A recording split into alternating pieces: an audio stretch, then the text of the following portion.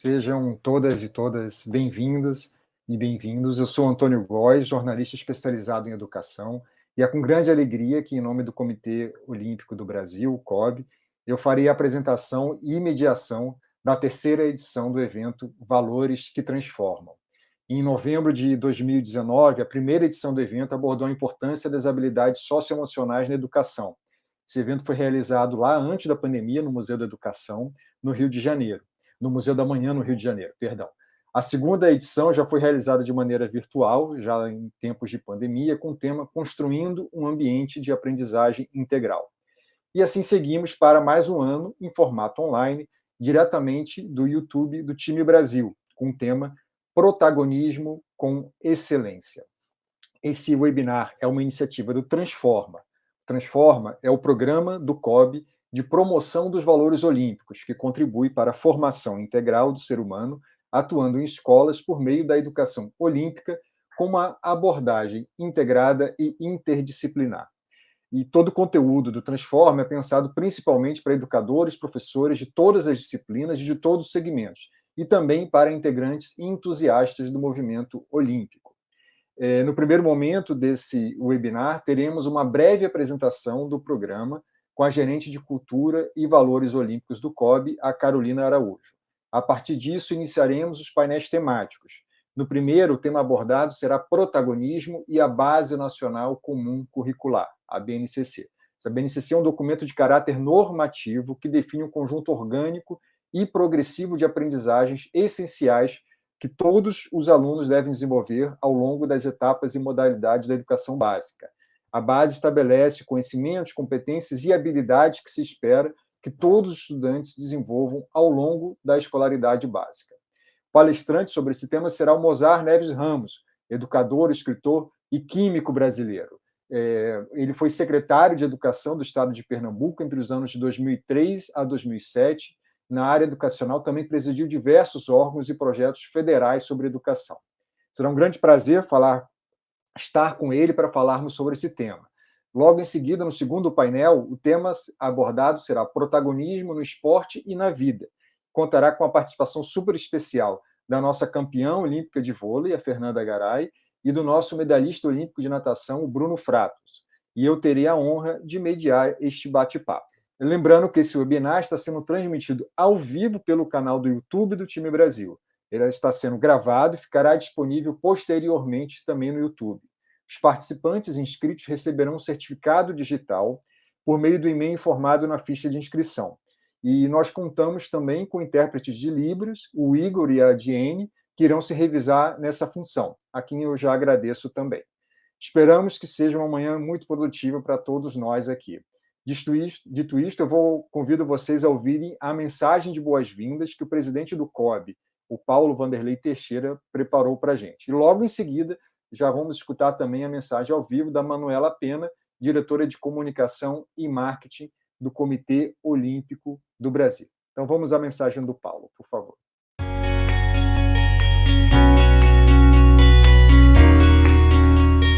Saudações olímpicas! Sou Paulo Vanderlei, presidente do Comitê Olímpico do Brasil. A minha trajetória de vida se confunde com história de vida. Desde a mais tenra idade, sou envolvido com esporte e percorri todos os caminhos.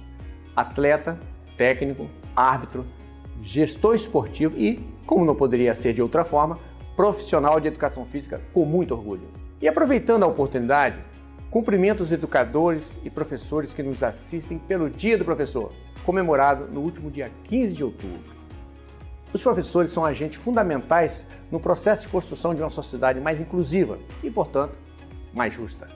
Preparamos uma programação especial para falarmos sobre a habilidade do protagonismo. Todos nós somos protagonistas, quando nos vários contextos sociais participamos ativamente da construção de um mundo melhor, que necessariamente depende de pessoas melhores. Protagonismo dialoga com responsabilidade e solidariedade, com a ideia de assumirmos o nosso papel. Não é assumir um lugar a qualquer custo, é preciso trilhar esse caminho. Apesar de ser uma habilidade eminentemente individual, o protagonismo se dá sempre em um contexto mais amplo. Temos inúmeros exemplos de atletas que alcançaram um lugar de destaque e nos revelam grandes exemplos de superação, coragem esforço e determinação. Nos esportes coletivos, por exemplo, muitas vezes o desempenho individual é fundamental para o desempenho de toda a equipe, influenciando positivamente no todo. E é por meio desses valores que um ator, um atleta, um professor, um estudante receberão destaque, atenção e mérito.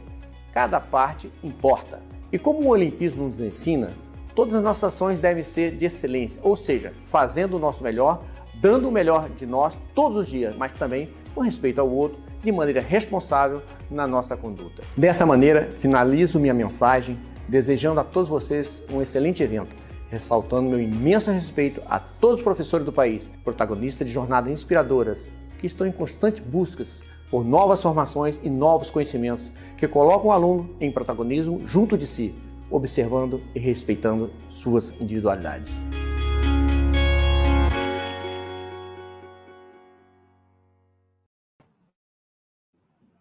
Bom dia a todos e todas, eu sou Manuela Pena, sou diretora de comunicação aqui do Comitê Olímpico do Brasil. É a área responsável pelo programa Transforma, pela área de Cultura e Valores Olímpicos aqui no COB. Eu fico enormemente feliz de fazer esse terceiro encontro do Transforma e, mais uma vez, contar com a participação, grande participação dos nossos parceiros e professores. Além dos atletas de ponta, os campeões que a gente vê na televisão, nos Jogos Olímpicos, o COB volta também sua atenção à base de todo esse processo, que são os jovens e crianças do nosso país.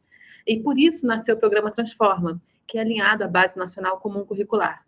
É através do Transforma que o COB oferece informação e apoio para que as escolas criem novas maneiras para desenvolver as habilidades socioemocionais importantes para a educação integral, usando para isso referências do esporte. É muito bonito ver como o olimpismo e seus valores de excelência, amizade, respeito são capazes de impactar positivamente a sociedade em diversas áreas. Graças, sobretudo, a vocês, educadores que estão aqui com a gente hoje. A educação e o esporte caminham de mãos dadas e ajudam a formar cidadãos melhores. E ao falar de protagonismo no evento de hoje, a gente quer contribuir para o desenvolvimento de seres humanos ainda mais prontos para transformar o mundo. Para o COB é muito importante também poder trazer para a mesma conversa disciplinas e personagens que podem parecer de universos distintos, né? Mas que têm tanto em comum e que, sem dúvida, têm muito a contribuir na discussão de valores olímpicos e habilidades socioemocionais. No caso, protagonismo com excelência. São eles, como vocês já sabem, o professor Mozart Ramos, o jornalista Antônio Góes e os meus queridos atletas medalhistas olímpicos Fernanda Garay e Bruno Fratos. Então, obrigada a vocês por estarem conosco também, assim como todo mundo que está nos assistindo. E eu desejo uma manhã rica e de muita troca para vocês. Obrigada pela presença. Muito obrigado, presidente Paulo Vanderlei Teixeira, muito obrigado, Manuela, muito obrigado pelas palavras. A gente vai ter realmente uma manhã bastante interdisciplinar, né, como a gente já está vendo aí pelos convidados. Bem, então eu convido agora a Carolina Araújo, ela é gerente de Cultura e Valores Olímpicos do COB. A Carol iniciou como estagiária do Comitê Olímpico do Brasil há 23 anos, e enquanto cursava comunicação social, ela se apaixonou pelo movimento olímpico, especialmente por seus aspectos culturais e educacionais. Ela atualmente gerencia o Departamento de Cultura e Valores Olímpicos do COB, que lidera o Transforma, o programa de promoção de valores olímpicos, a biblioteca, a memória olímpica e a área de publicações do COB. Então, muito bem-vinda, Carol. Bom dia, Antônio. Bom dia a todos que estão nos assistindo. Muito obrigada pela audiência de todos. Como o Antônio já mencionou, é a terceira vez que a gente realiza esse evento, Valores que Transformam, pelo terceiro ano seguido. O primeiro ano a gente ainda podia fazer no modo presencial, e aí veio a pandemia. É o segundo ano que a gente realiza nesse formato de webinar, e no ano que vem a gente espera conseguir de novo fazer presencialmente, mas aí no formato híbrido, para que as pessoas que não puderem estar com a gente, né, presencialmente, que possam assistir também ao vivo.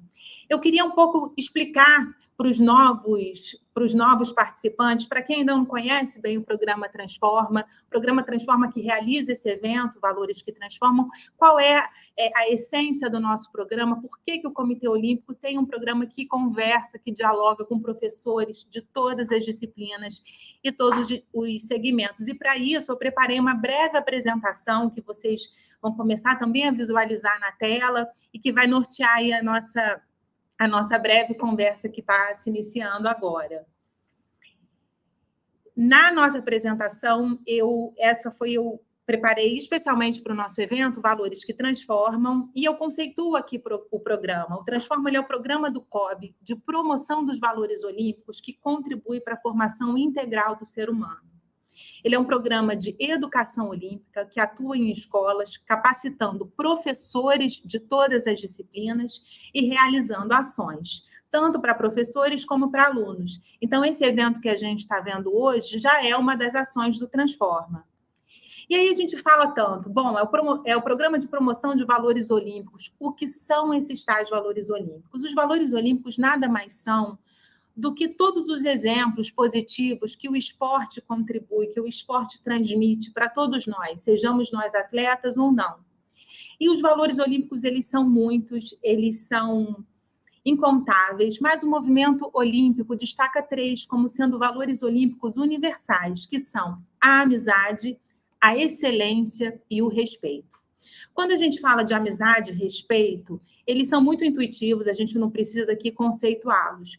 Mas quando a gente fala de excelência, que está no tema do nosso evento de hoje, é importante a gente se aprofundar um pouquinho nesse conceito. A excelência como um valor olímpico quer dizer que a gente deve fazer tudo que a gente faz dando o nosso melhor. Que a gente consiga fazer da nossa melhor forma, que a gente sempre tente superar os nossos obstáculos pessoais, os nossos limites, e que a gente se empenhe da melhor maneira para realizar qualquer atividade nas nossas vidas. E aí uma pergunta que a gente já ouviu bastante e que por isso a gente também vem aqui hoje responder para vocês. Por que o Comitê Olímpico do Brasil, que é uma instituição essencialmente esportiva, tem um programa de educação olímpica que é voltado para todas as disciplinas escolares? E aí a gente volta brevemente na origem do movimento olímpico, porque existe uma relação estreita com a educação.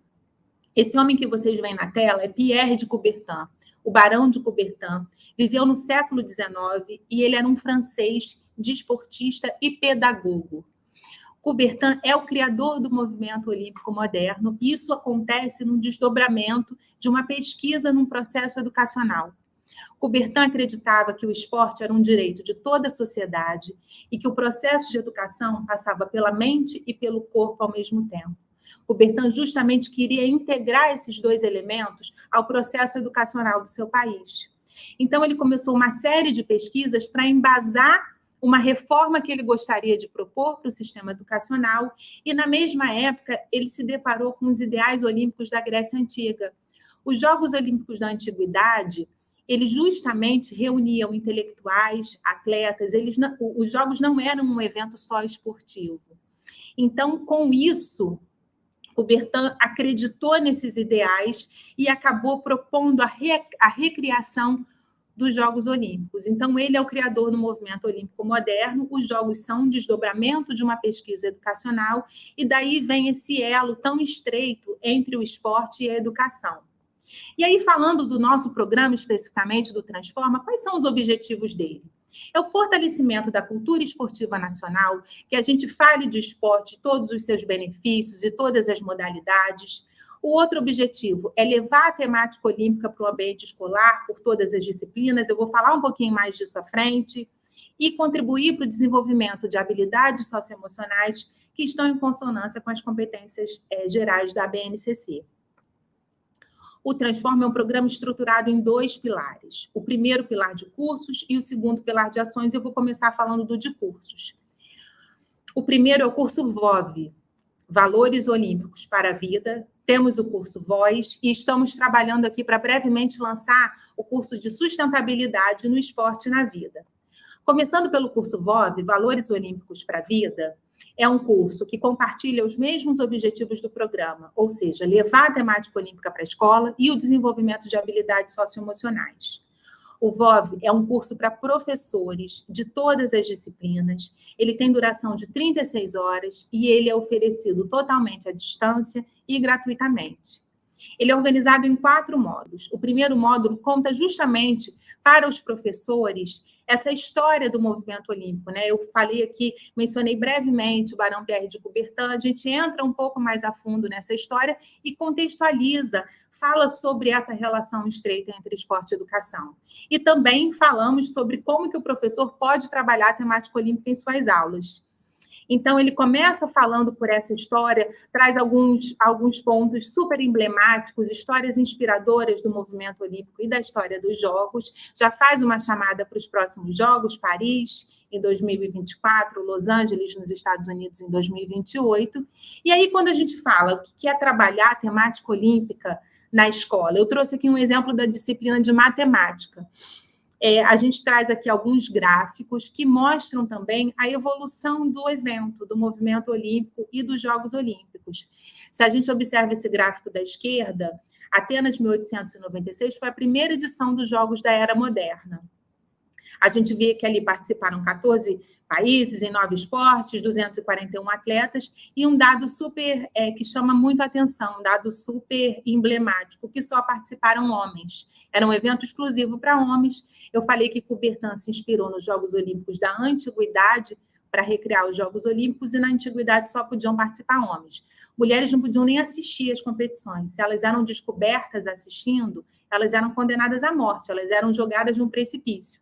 Mas, felizmente, na era moderna, essa história ela já começa a se transformar na segunda edição dos Jogos, e aí a gente tem os dados do Rio 2016, que 45% da participação foi feminina. Então, a gente vê aí a evolução da participação das mulheres nos Jogos, agora nos Jogos de Tóquio foi de 47%, e num outro tipo de gráfico à direita, a gente percebe essa evolução de esportes, 9 em Atenas 1896, 28 no Rio 2016, e de países, que foram 14 em Atenas e 207 no Rio, mais o time de refugiados, e agora, nos Jogos de Tóquio, foram 206 países, mais o time de refugiados. E fazemos também uma relação com a BNCC, que diz que na sua escola trabalhar com gráficos é objeto de conhecimento do 8º ano de matemática. E é isso que a gente propõe também com o curso VOV. Eu trouxe aqui um exemplo da matemática, mas professores de todas as disciplinas se encontram no nosso curso. Nós preparamos conteúdos para todas as disciplinas, e esse é um dos nossos maiores compromissos, e é para isso que a gente tem trabalhado aqui incessantemente, para trazer sempre novos conteúdos, para que todos os professores tirem proveito ao máximo do nosso programa. E aí, passando para os módulos seguintes do curso VOV, a gente organizou de forma que cada valor olímpico do respeito, da amizade, da excelência esteja relacionado a 4 habilidades socioemocionais. Então, no módulo do respeito, a gente trabalha a inteligência emocional, a comunicação interpessoal, a cooperação e colaboração e o senso de pertencimento. No módulo da amizade, a gente trabalha a empatia, a solidariedade, a responsabilidade e o senso de sustentabilidade. E no módulo da excelência, a autonomia, a resiliência, o protagonismo e a criatividade e a curiosidade. Sendo que todas essas habilidades, elas são conceituadas, seja por meio de textos, de vídeos, e a gente também propõe uma série de atividades, sendo que a primeira é sempre para o autodesenvolvimento do professor, e depois algumas sugestões para que vocês possam aplicar nas suas aulas. O nosso segundo curso é o Valores Olímpicos para a Sociedade. É um curso que, essencialmente, é muito parecido com o curso VOV, mas para um público de entusiastas e integrantes do movimento olímpico. Então, educadores também podem fazer o curso VOV, só que aqui a gente não traz esses exemplos para serem aplicados em sala de aula. O Voz, por isso, né, como a gente fez uma versão um pouco mais enxuta, ele tem uma duração um pouco menor, de 20 horas, e assim como o VOV, ele é totalmente à distância e gratuito.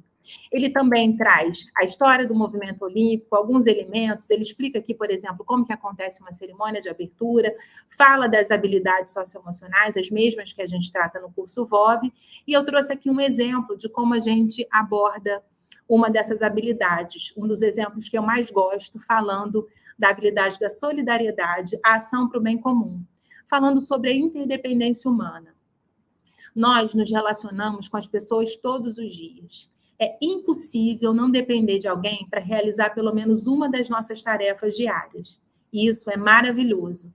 Então, é um ponto de partida para a gente pensar na solidariedade para além da assistência social. Então, eu aproveitei, eu escolhi aqui esse exemplo para trazer nessa nossa conversa, nesse nosso encontro de hoje, e já deixo aquele também como uma primeira reflexão para o nosso dia.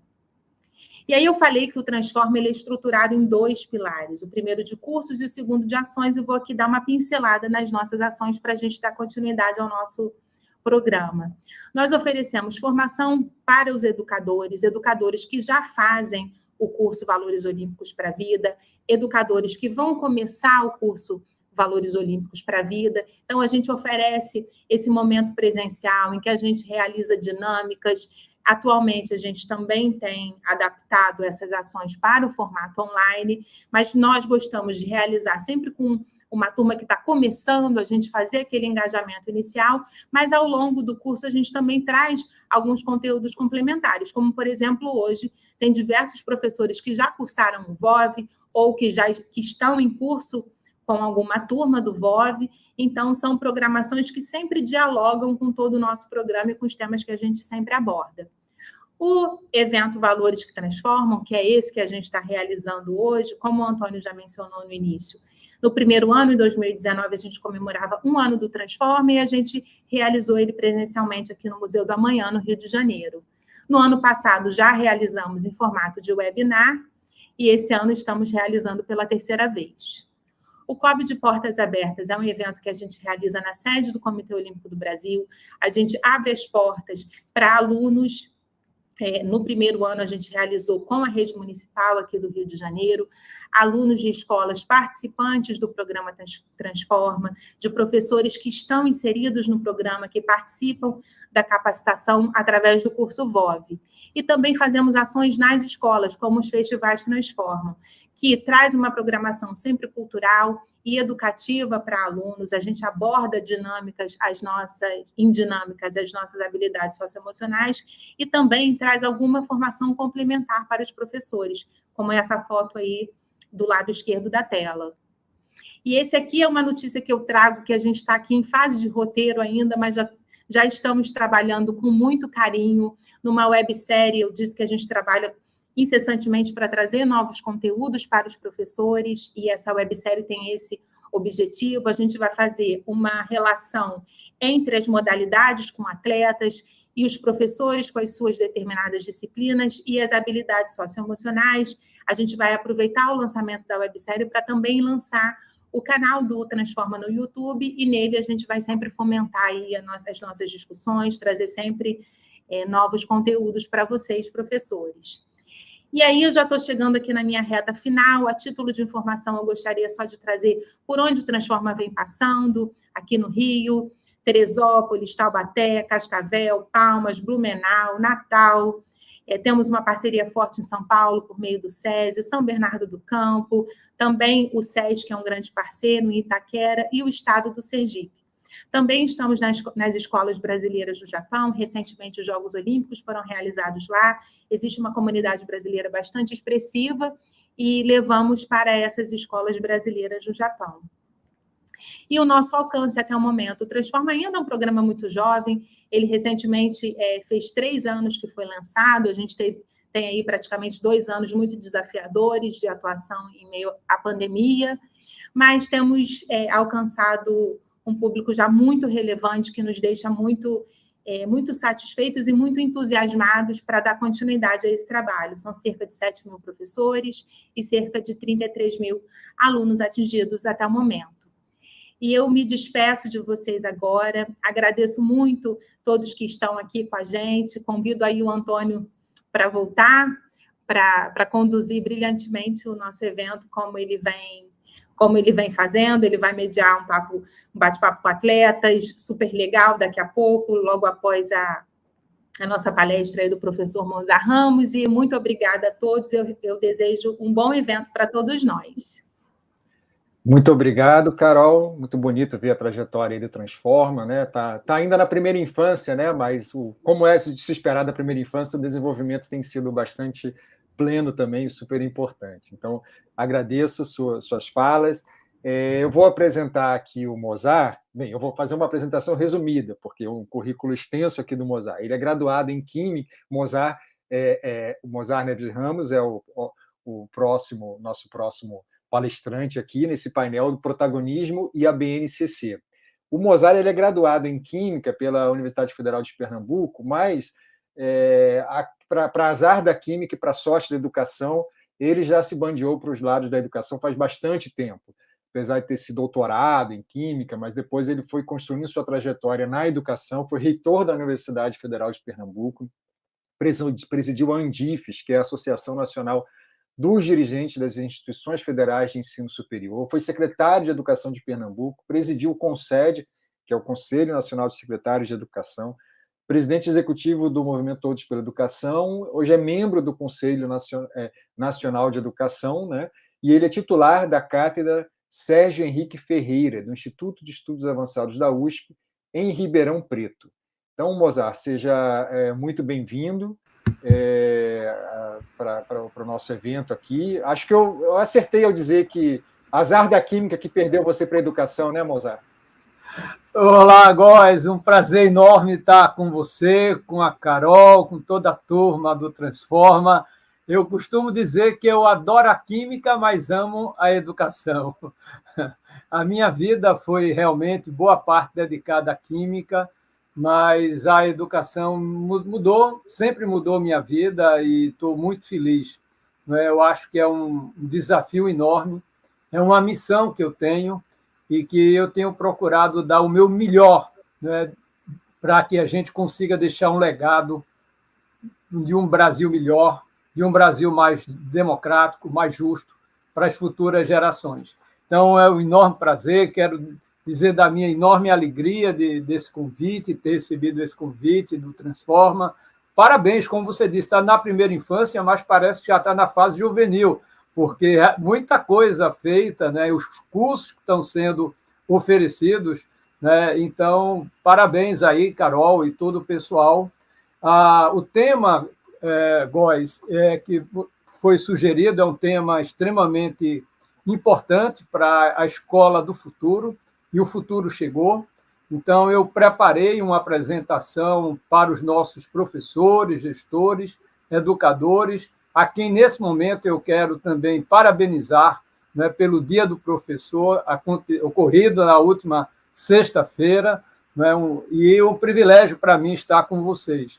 Então, eu vou pedir para o pessoal compartilhar essa apresentação, enquanto, no próximo slide, eu queria trazer um ponto que, no meu entendimento, é central para esse tema da BNCC e o protagonismo. É muito importante a gente ter em conta que nós estamos vivendo um cenário extremamente disruptivo, né?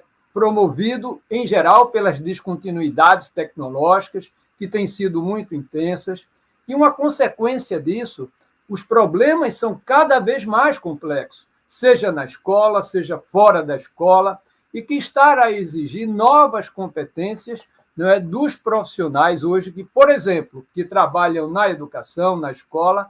O diretor que hoje gere uma escola, ele tem que ter competências que são muito diferentes daquelas de 30 anos atrás, quando os problemas eram complexos, mas não tão multifacetados, tão complexos como os de hoje, em função dessa disrupção que nós estamos vivendo.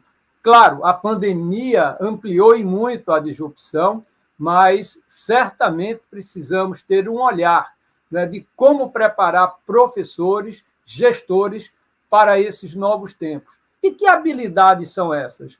No próximo slide, teve um trabalho que foi realizado por Barrington há 15 anos atrás, em 2006, quando ele procurou saber, compreender que habilidades deveriam crescer nos próximos 5 anos. Ou seja, ele olhava para 2011, 10 anos atrás, e olha o que ele encontrou, que as habilidades que mais cresceriam seriam pensamento crítico, resolução de problemas, criatividade, ou seja, as chamadas competências socioemocionais ou híbridas, né? As que menos iriam crescer, não é, em importância, crescimento, não é? Crescimento é algo relativo. Então, a língua estrangeira, matemática, escrita em inglês. Atenção, essas habilidades que eu acabei de citar, elas não deixaram de ser importantes. Ao contrário, para começar o processo, é preciso dominar plenamente a matemática, a escrita em inglês, a compreensão e leitura, a linguagem. Então, isso que antes era ponto de chegada, hoje é ponto de partida. Para você poder, de fato, dar prosseguimento ao seu processo no mundo do trabalho, né, ao seu protagonismo no mundo do trabalho, você vai precisar desenvolver essas novas habilidades, como o pensamento crítico, a resolução de problemas, que esse trabalho do Bérito e colaboradores marcou muito estratégias para o mundo do trabalho. No próximo slide, então, a Base Nacional Comum Curricular foi muito feliz ao trazer 10 competências gerais que todos os estudantes devem desenvolver ao longo de toda a educação básica, ou seja, da educação infantil até o ensino médio. Por isso, é muito importante ressaltar que, quando se fala em homeschooling, nós não interagimos, nós não compartilhamos, nós não estamos convivendo com outros. Né? Então, só se desenvolve plenamente quando a gente tem a possibilidade de interagir, de se integrar. Por isso que é muito importante ir à escola. Né? E, nesse sentido, a Base Nacional Comum Curricular traz exatamente 10 competências. E vejam que, além daquelas que o Bérito já havia claramente identificado há 15 anos atrás como sendo muito importantes, como a curiosidade, criatividade, pensamento crítico, a 10ª, a BNCC traz exatamente o grande valor de ser protagonista e responsável para agir e tomar decisões. Isso tem, portanto, muito a ver com o tema de hoje, a BNCC e o protagonismo. No slide seguinte, eu trago uma concepção de como está o protagonismo, como ele é visto e sua importância no âmbito do documento, do texto da BNCC. Ele é citado, né, o protagonismo, a palavra protagonismo é citada mais de 60 vezes no documento completo da BNCC. Né? Então, isso mostra o valor do protagonismo nesse processo. Né? E no próximo slide, eu trago um trabalho recentemente realizado por uma das pessoas com quem eu trabalhei no Instituto Ayrton Senna, com as habilidades, competências socioemocionais, na perspectiva do desenvolvimento pleno de professores e estudantes, a educadora Simone André. Simone fez um trabalho maravilhoso ao longo de 20 anos no Instituto Ayrton Senna. Hoje ela é consultora, trabalha com vários institutos do terceiro setor, e ela redigiu agora um documento muito interessante, que é o alinhamento do currículo e desenvolvimento integral. E olha como ela traz com muita intensidade essa relação entre o protagonismo e a BNCC. A BNCC propõe o estímulo ao protagonismo e a autoria dos estudantes como centrais para a formação integral, desde a educação infantil até o ensino médio. Então, há uma concepção muito atrelada entre o protagonismo e o desenvolvimento integral do estudante. Portanto, nós estamos falando de uma educação integral. E, nesse sentido, no próximo slide, a gente traz uma mudança muito importante que está em curso, está em processo de implementação em todas as redes estaduais e particulares de ensino vinculadas à última etapa da formação dos estudantes, que é o ensino médio. O ensino médio tem um papel fundamental, que é a grande ponte entre o ensino fundamental e o pós-médio, que aí pode estar tanto vinculado à universidade, ao ensino superior, mas também ao mundo do trabalho. E por que eu trago isso esses 4 pilares postos no novo ensino médio têm muito, mas muito a ver com a concepção posta na BNCC do ensino médio, mas também com a questão do protagonismo, a participação do aluno e o foco no aluno, porque quando traz como um dos pilares a flexibilização e diversificação, portanto, está falando de que os jovens eles se desenvolvem e aprendem nos seus tempos e ritmos. Portanto, não dá mais para pensar, caros professores, educadores, gestores, né, numa única concepção de educação. A gente tem que procurar cada vez mais entender que os jovens querem uma escola que caiba na vida. Então, é fundamental que a gente pense numa escola que seja capaz de agregar valores na percepção do estudante no que toca o seu projeto de vida. Ou seja, tem que ser uma escola que, de alguma maneira, possa dialogar e tornar realizável o projeto de vida do estudante. Por isso que o novo ensino médio ele traz como um dos pilares a flexibilização e a diversificação. Mas veja os outros 3 pilares como são importantes. Procura fazer uma articulação com a educação para o mundo do trabalho.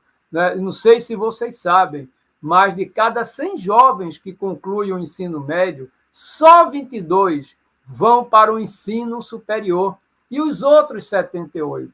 Então, nós precisamos prover uma educação, principalmente na última etapa da educação básica, que é o ensino médio, no diálogo com a BNCC, que possa preparar esses outros estudantes que não vão para o ensino superior, mas que precisam, de alguma maneira, dar continuidade ao seu desenvolvimento integral. Então, prepará-los para o mundo do trabalho é também um dos caminhos, mas também ter nesse jovem a grande possibilidade dele ser um protagonista no sentido dele montar sua startup, dele ter apoio para criar o seu próprio negócio, talvez emprego, né, no sentido tradicional, no futuro, como se fala, não vamos ter mais, né, na quantidade de diversificação que nós temos agora, mas certamente trabalho, geração de renda, isso vai depender muito da nossa capacidade de preparar jovens para serem protagonistas desse futuro. E, para isso, naturalmente, os outros 2 pilares do ensino médio são fundamentais. Né? Educação em tempo integral, que nos países desenvolvidos, que estão à frente da educação, tempo integral lá é algo que não se fala, é um pleonasmo. Né? Um pleonasmo porque as escolas todas já são de tempo integral. Aqui no Brasil é que nós temos escolas ainda, em maioria, em tempo parcial. Portanto, precisamos trabalhar sempre na perspectiva de uma escola em tempo integral. Né? Mas eu costumo muito dizer, não é só uma questão de mais tempo na escola, porque mais tempo numa escola chata, em que o aluno não se sente protagonista, que não prepara esse jovem para o futuro, que não dialoga com o mundo desse jovem, é uma escola chata. Então, precisamos preparar e ter uma escola que ofereça uma educação integral. E oferecendo uma educação integral, aí sim, nós estaremos dialogando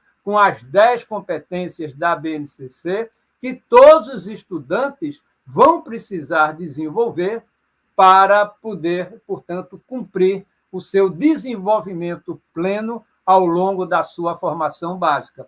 No próximo slide, eu trago um dos fatos aqui, é uma imagem muito representativa. Né? Eu falei durante muito tempo sobre a sala de aula do século XXI. Hoje, nós sabemos que a sala de aula do século XXI, dessa nova escola, não vai ser mais só uma única escola. E, com certeza, essa sala de aula, em que os alunos ficam enfileirados, olhando a nuca do aluno da frente, um professor em pé, durante 1h30, 2 horas, transferindo conteúdos cujos conteúdos, boa parte deles, já estão em vários outros ambientes de formação, essa não vai ser mais a escola que o jovem quer. O jovem quer, como eu disse, uma escola que caiba na vida. Portanto, é uma escola dinâmica, uma escola em que eles possam trabalhar em equipe, uma escola em que eles possam desenvolver a criatividade, o pensamento crítico, e aluno sentado, enfileirado, olhando a nuca do aluno da frente, ele não vai desenvolver a criatividade, nem o pensamento crítico, nem o trabalho em time. Então, é importantíssimo que a gente, nós professores, nós gestores, né, possamos ter a consciência de que a escola, a sala de aula precisa mudar. Se continuar como estamos, por que é que 500 mil jovens, isso antes da pandemia, abandonavam o ensino médio por ano? É quase um jovem por minuto. Então, o jovem está pedindo uma outra escola e precisamos ter a coragem para mudar. Né? Tem uma frase que eu queria muito compartilhar com vocês, de um matemático americano, Richard Hammond, que ele diz o seguinte: a pergunta é qual o professor que nós deveremos preparar para esses novos tempos, tempos disruptivos, tempos que vamos ter que repensar a sala de aula, o novo ambiente para que os estudantes trabalhem em equipe, se desenvolvam. E Richard Hammond, há mais de 20 anos, ele já é falecido, né? Ele disse o seguinte: o professor precisa preparar o aluno para o futuro do aluno e não para o passado do professor. Isso é muito forte, não é? Isso significa uma mudança de cultura na nossa maneira de ensinar e de aprender. Hoje vamos ter a necessidade, e que bom, de ter uma sala de aula em que juntos vamos aprender, professores e alunos, né, de tal maneira que todos se desenvolvam integralmente. No próximo slide, eu trago, portanto, essa complexidade mais importantíssima, por outro lado, que é o novo ensino médio. Complexidade porque rompe com aquela linearidade, com aquela jabuticaba, né? Porque jabuticaba é uma fruta típica do Brasil, só tem aqui no Brasil. E o ensino médio do passado, né, que agora nós estamos nesse novo processo de implementação, era um ensino médio com 13 disciplinas, né, que todos deveriam fazer, né? Portanto, não respondia nem à flexibilidade, nem à diversidade, nem mesmo à perspectiva de compreender que os alunos aprendem, mas os alunos aprendem em seus tempos e ritmos. Né? Por exemplo, vou tentar tangibilizar o que eu quero dizer. Uma criança dislexa, por exemplo, ela aprende se você, professor, escrever frases curtas e bastante espaçadas uma das outras. Isso a ciência está nos mostrando.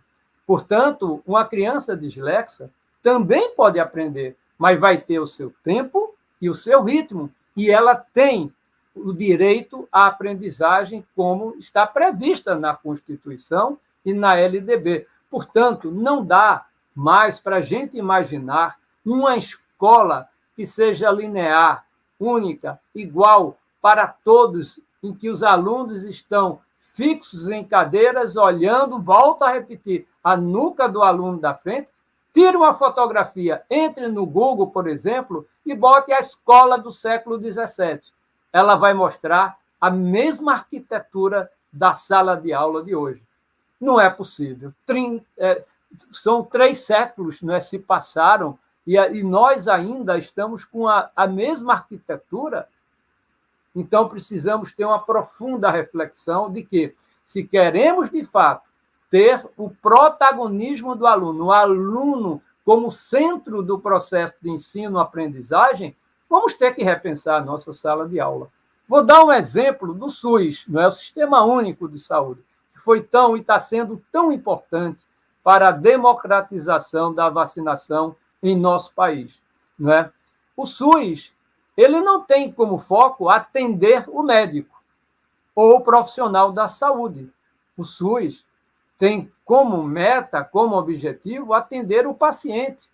não é? O cliente, não é? A pessoa que está precisando de usar o SUS para cuidar da qualidade de sua vida, né? De sua saúde. Então, é a mesma coisa. Estamos agora pensando no Sistema Nacional de Educação, que tem que pensar no aluno. Olha, inclusive, nós sabemos que a própria LDB, no seu artigo 13, coloca algo muito importante. Cabe ao professor zelar pela aprendizagem do seu aluno. Então, quando nós falamos de excelência do ensino, eu fui professor durante a minha vida inteira. Eu exerci cargos públicos, fui reitor de uma grande universidade, secretário de educação, mas eu nunca deixei a sala de aula, nunca deixei. Eu sempre procurei arrumar, né, algum horário para estar com os meus alunos. E eu dizia para os meus alunos, não adianta você gostar das minhas aulas se vocês não estiverem aprendendo. Eu preciso ter o zelo, o cuidado para que vocês se desenvolvam, né? Aprendam não somente os conteúdos previstos na minha disciplina, mas que esse momento que nós vamos compartilhar aqui, vocês possam se desenvolver integralmente, ou seja, saírem daqui alunos mais criativos, mais críticos, né? Alunos que saibam colaborar, trabalhar em equipe, que tenha resiliência, né? Então, a empatia é outra competência muito importante. Agora, para o aluno desenvolver essas competências que estão postas na BNCC, precisamos também preparar professores para esses novos tempos, né? E não foi à toa, eu tive o privilégio de ser o relator da Base Nacional Comum da Formação de Professores no Conselho Nacional de Educação, que está em processo agora de implementação. No próximo slide, eu quero fazer uma homenagem a um dos educadores desse país que, na minha opinião, na minha modesta opinião, ele deveria receber muito mais atenção e carinho da área da educação. Esse educador já falecido, Antônio Carlos Gomes da Costa, com quem eu tive o enorme privilégio de conviver quando eu fui o presidente do executivo do movimento Todos pela Educação. Eu nunca me esqueço, já ele na fase final, por conta de um câncer que levou a sua vida, né? Ele disse para mim, quase que chorando, literalmente chorando, ele estava e disse: Mozart, eu sinto que ainda tenho tanto por fazer, né? E eu sinto que eu não vou ter mais esse tempo, né? E Antônio Carlos, ele tinha um objetivo muito forte. Ele sempre trabalhou o estudante como um protagonista no processo de ensino-aprendizagem, né?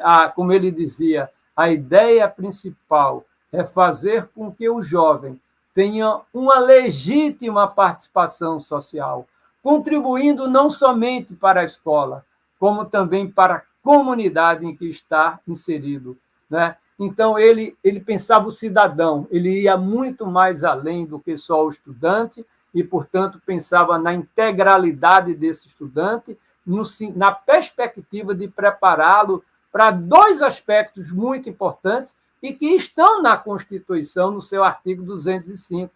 A educação que precisamos oferecer está lá no artigo 205.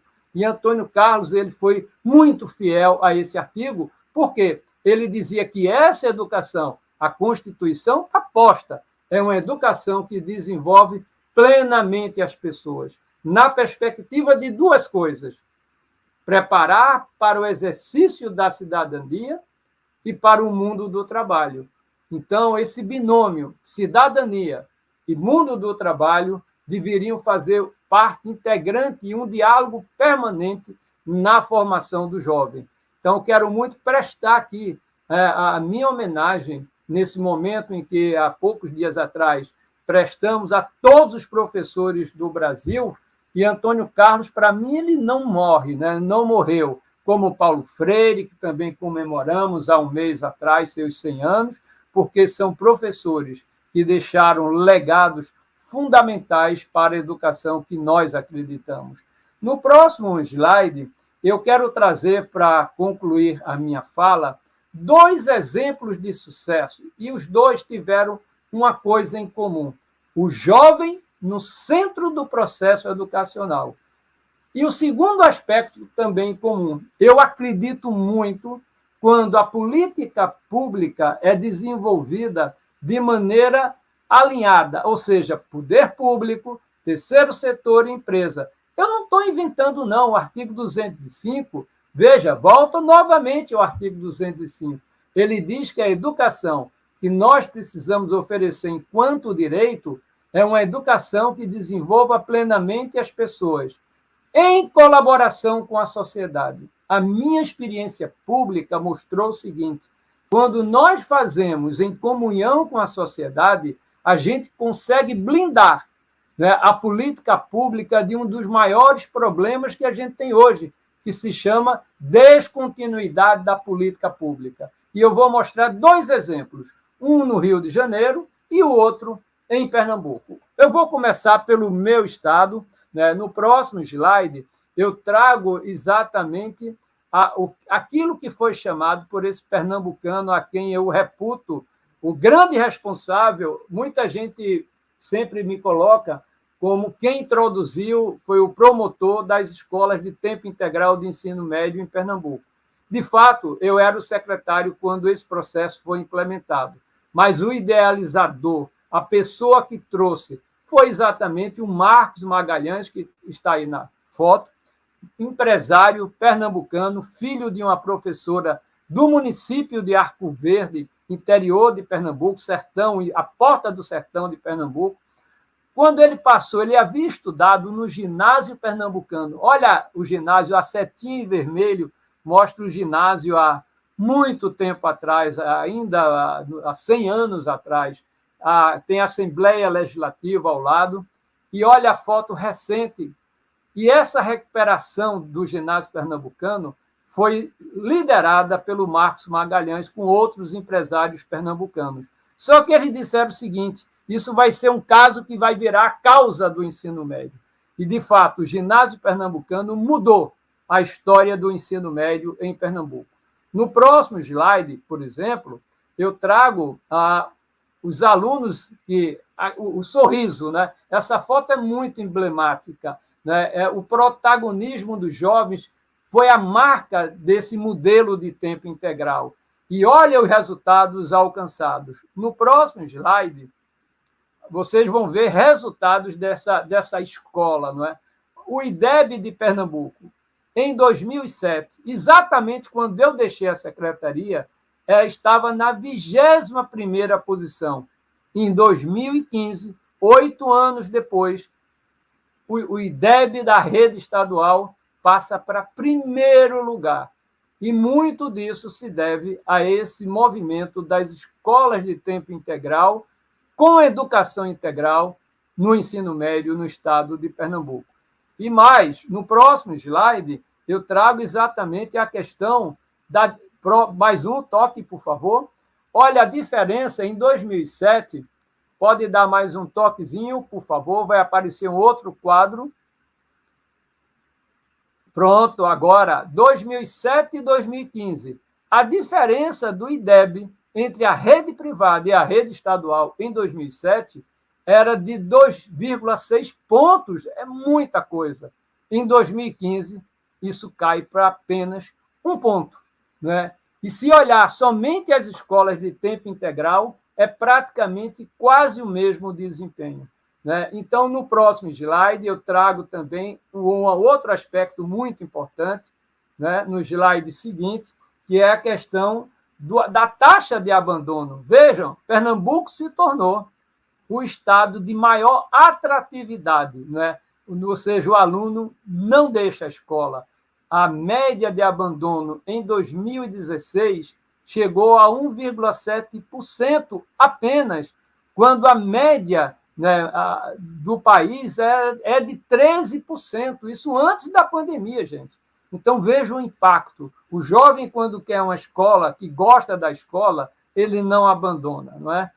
Vou trazer agora o exemplo do Rio de Janeiro. Foi outro belíssimo exemplo, né, que mostra, mais uma vez, o protagonismo do jovem.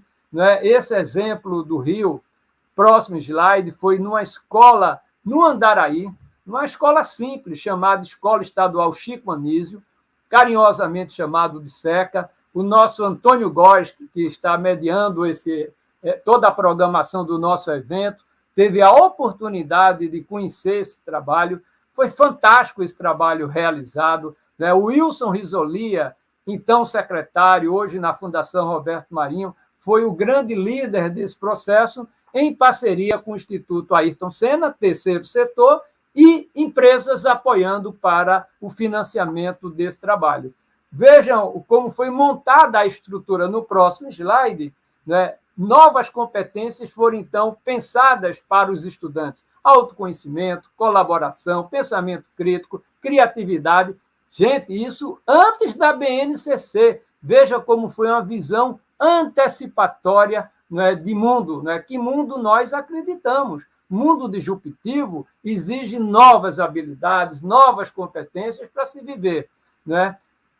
O currículo, como foi montado no próximo slide, traz exatamente algo muito importante, que é a questão, próximo slide, a questão do currículo. Ele traz o projeto de vida como central, um projeto de intervenção e pesquisa e estudos orientados. Então, isso é o grande elo que agrega, integra as 4 áreas do conhecimento. Então, tinha um núcleo articulador e as áreas de conhecimento. Então, isso dialogava diretamente com os anseios, com o sonho da juventude carioca, mais precisamente, cujo epicentro foi em Andaraí, no SECA, mas isso se espalhou para toda a rede estadual, o conceito, as ideias e, principalmente, a formação de professores para esse novo currículo. Sem professores formados, bem formados, nós não vamos conseguir aquilo que é o grande sonho, que é desenvolver plenamente os estudantes e, naturalmente, para que eles possam estar aprendendo aquilo que é esperado em cada etapa da sua vida escolar. Então, olhe os resultados agora desse programa iniciado em 2014 no Rio de Janeiro. Próximo slide, por favor. Então, olha, em primeiro lugar, eu queria mostrar a sala de aula. Essa é a sala de aula. Veja, não tem computador, não é naturalmente uma sala de aula que nós poderíamos imaginar, a do século XXI. Veja que ainda tem basculhante na sala. É uma sala simples. Mas veja a arquitetura, onde está a professora em azul, ela procura ser a mentora, a tutora desse processo, os alunos trabalhando em equipe, a partir de pesquisação. É essa escola, naturalmente, que eu acredito. E olhe os resultados do SECA. No próximo slide, abandono da escola, 0. Nenhum aluno abandonou a escola em 2015. Veja que coisa bacana. Isso mostra que o aluno, quando se integra, quando se identifica com a escola, ele fica na escola. E mais, ele não só fica, mas aprende. Vejam o resultado do SECA em 2015, o próximo slide, no Enem. Primeiro lugar no Rio de Janeiro, entre escolas públicas e privadas de mesmo nível socioeconômico. E essa escola SECA, antes desse trabalho, ficava ali numa posição intermediária e passou para primeiro lugar. E olha a posição do SECA no Brasil, no próximo slide, segundo lugar entre escolas estaduais de mesmo nível socioeconômico, dados do MEC, do Enem.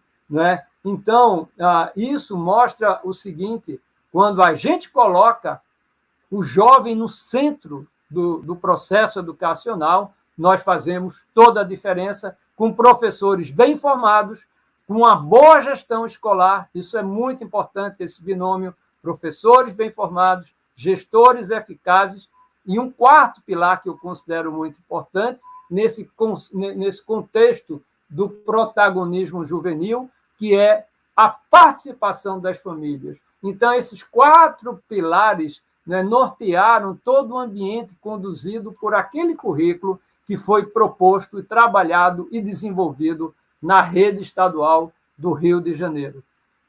Qual a diferença agora, passados os anos, entre Pernambuco e Rio de Janeiro? E aí, eu quase terminando, o próximo slide mostra o seguinte. Em 2000, mais um toque, por favor.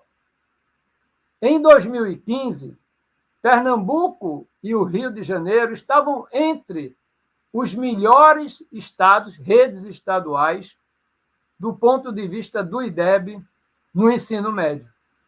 Pernambuco batendo a meta prevista, a bolinha em azul mostra que está dentro do retângulo em amarelo, o Rio de Janeiro ocupando a 6ª posição, quase próximo à sua meta, veja que a bolinha vermelha está muito próximo da barra em amarelo. Agora vamos ver o que aconteceu em 2019, passados 4 anos. Mais um toque, por favor. Olha, o Rio desaba, vai lá para trás. Pernambuco se mantém ali entre os melhores estados e batendo a meta juntamente com o estado de Goiás. Isso mostra a diferença de quando há uma continuidade da política pública e quando essa política pública é descontinuada, né? Então, isso é muito importante. Eu diria mesmo que ao programa Transforma, né, a COB, ao investir, procure muito ter o compromisso do poder público pela continuidade da política, para que os esforços não sejam perdidos com o governo do momento, né? Então, isso é muito importante. E, para concluir, eu vou contar uma brevíssima história que me marcou muito na minha vida, de um estudante chamado Jonatas. Eu era reitor da Universidade Federal de Pernambuco. Eu havia feito um trabalho com o reitor de Salamanca, da Universidade de Salamanca, Inácio Verdugo, porque a Espanha estava com um grave problema, pelo menos naquela época, de jovens querendo ir para o ensino superior. Taxa de natalidade caindo, como ainda está caindo, negativa às vezes, em algumas regiões da Espanha. E aqui no Brasil, ao contrário, nós estávamos naquela época, pelo menos há 15 anos, com a taxa de natalidade muito positiva. Houve uma queda, mas ainda é positiva, né? E o Inácio Verdugo dizia o seguinte: Mozart, eu tenho maior dificuldade de atrair jovens agora para o ensino superior. Não tem. Aí eu disse, olha, eu tenho a solução do teu problema, eu tenho jovens em excesso. E nós fizemos uma grande parceria para os alunos que não passaram no vestibular de Pernambuco por falta de vaga e não por nota, fossem estudar integralmente em Salamanca. Gente, isso há 20 anos atrás. E foi um Boeing da TAM praticamente fretado, com mais de 200 estudantes que foram estudar em Salamanca, com dupla titulação, Federal de Pernambuco e a Universidade de Salamanca, a tradicional, a 4ª mais antiga universidade da história ocidental. Quando eu estava em Salamanca para a aula inaugural, um pouco antes, era à noite, eu estava, no final da tarde, tomando um café com o pró-reitor de graduação da Universidade de Salamanca e minha diretora de Relações Internacionais, a Suzana. E chega um jovem, magrinho, com a camisa curta, não é? Camisa de malha curta, típica para verão, para Recife no seu verão, e eu todo encapuzado, com paletó, enfim, me protegendo do frio, estava muito frio, isso era novembro já. E aí eu perguntei a Suzana quem era aquele jovem que se aproximou da mesa, conversou com ela em espanhol, não é? Com o pró-reitor em espanhol, mas eu sabia que era um estudante que tinha vindo da Federal de Pernambuco, nesse convênio. E ela me disse, olha, a história desse jovem é muito complexa e você não está sabendo ainda. Isso, o que foi que houve? Porque a Universidade de Salamanca é gratuita, praticamente era uma taxa simbólica que foi abolida no âmbito desse convênio, mas tinha a manutenção do jovem para viver em Salamanca. E Suzana, minha diretora, me diz o seguinte, olha, Mozart, esse jovem, o pai dele é engraxate, a mãe é empregada doméstica. E ele veio e disse que tinha condições de se manter. Eu fiquei muito preocupado, porque era uma responsabilidade minha, enquanto reitor, pela manutenção, né, e pela participação e sucesso desses estudantes. Eu, então, chamei o Jonatas de forma reservada, fiquei sabendo que a empresa onde o pai trabalhava, fazia um certo bico nessa empresa, comprou a passagem dele e deu a ele alguns euros para vir estudar em Salamanca. A minha preocupação era o depois. E aí eu chamei o Jonatas e eu disse: Jonatas, eu estou sabendo da sua situação, foi forjada uma situação, eu sei que você não tem condições de se manter, eu tenho essa responsabilidade enquanto reitor, e eu queria muito saber como você está pensando em relação ao seu futuro aqui. E eu procurei ser amigo, ser solidário, e disse: eu quero tentar lhe ajudar, mas foge daquilo que a gente havia acordado com a Universidade de Salamanca. Esse jovem, Jonatas, ele olhou firmemente para o céu, nunca me esqueço, aquele olhar foi marcante para mim. Ele disse o seguinte: professor Mozart, o senhor me deu a oportunidade da minha vida. Eu não vou largar essa oportunidade. Eu não falava em espanhol há 3 meses atrás, e o senhor viu como eu dominava o espanhol. E o senhor falando num portunhol horroroso, eu morri de rir até. Realmente, meu portunhol era mais para porto do que para ol, né?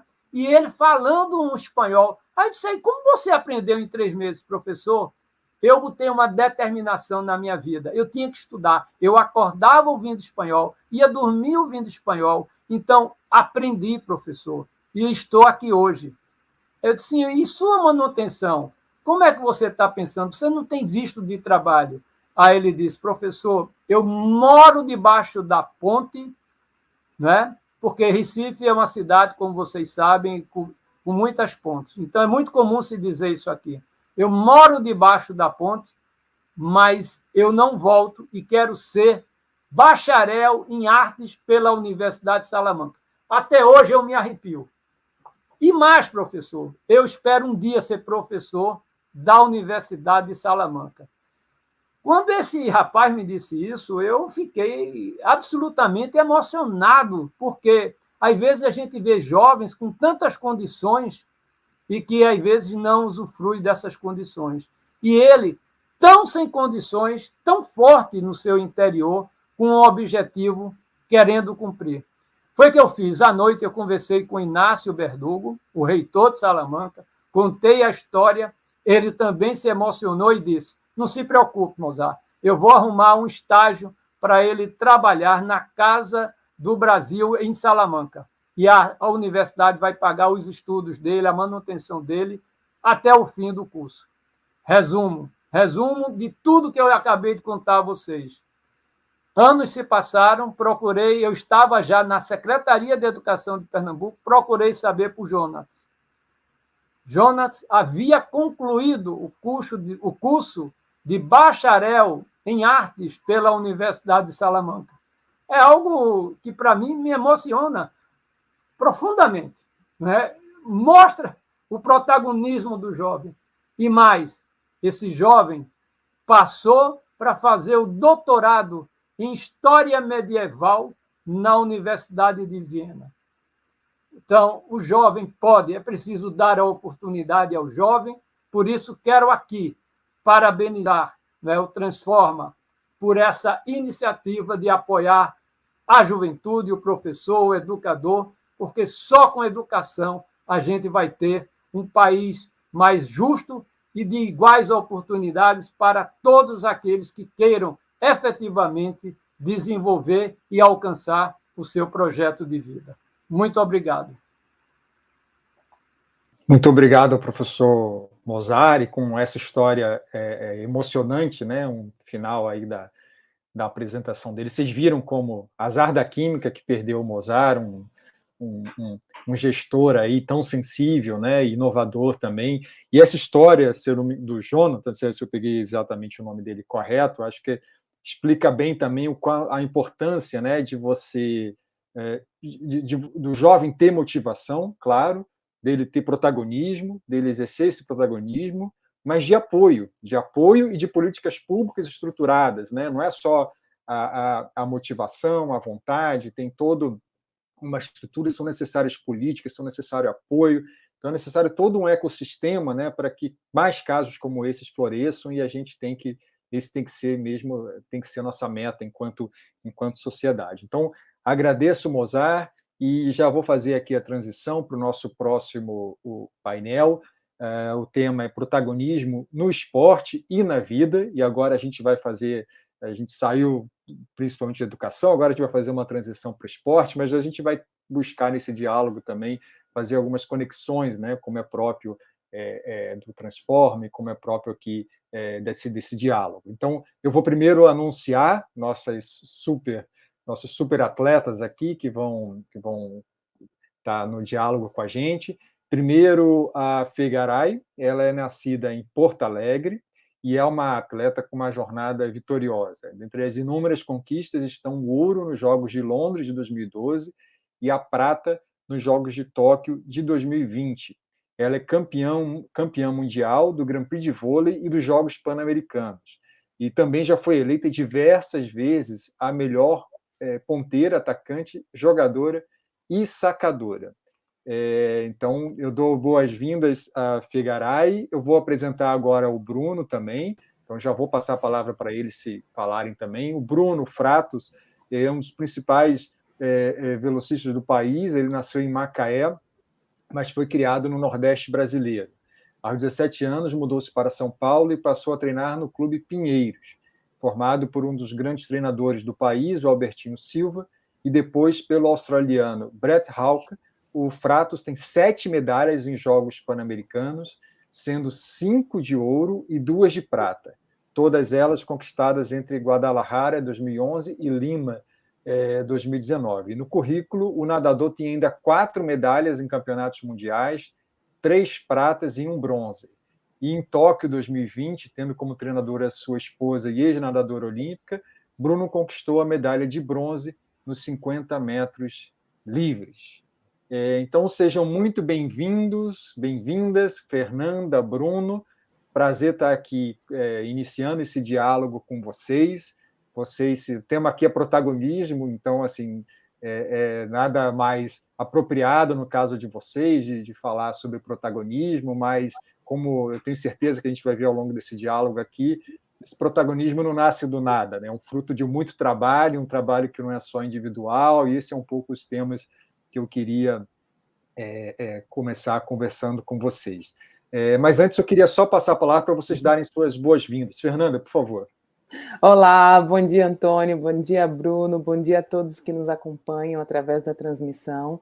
Eu estou muito feliz e muito honrada pelo convite, feliz de estar aqui com vocês e espero que esse papo ele seja muito agregador para todos que nos acompanham. Obrigado, Fernanda. Bruno, por favor.